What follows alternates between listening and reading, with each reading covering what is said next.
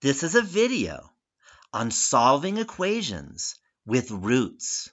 The question states, the standard deviation, sigma sub x bar, of the sampling distribution for a mean is sigma sub x bar is equal to sigma over the square root of n, where sigma is the population standard deviation and n is the sample size. If the population standard deviation is 3.8 and you need sigma sub x bar to be 0.5, how large a sample do you need? So let's start out, like most questions, writing down kind of the key pieces of information. We're given the standard deviation of the population is 3.8. So we write down sigma equals 3.8. We need sigma sub x bar to be 0.5. So we write down sigma sub x bar equals 0.5.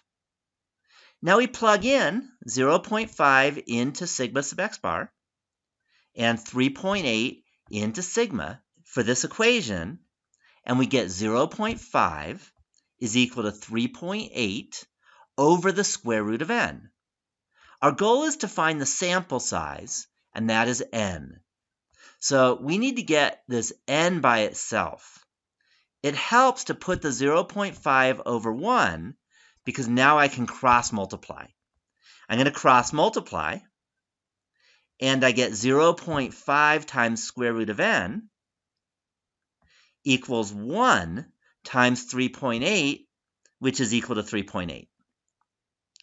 I need to solve for root n, so I'm going to divide both sides by 0.5 to get rid of this 0.5.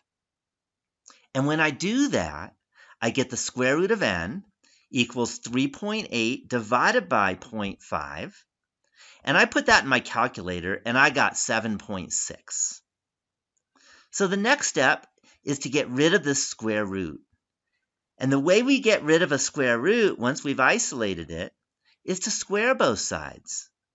So I'm going to square root n, and I'm going to square 7.6. So I get root n squared equals 7.6 squared. Well, root n squared, the whole point was that that's equal to n. 7.6 squared, I can put that in my calculator.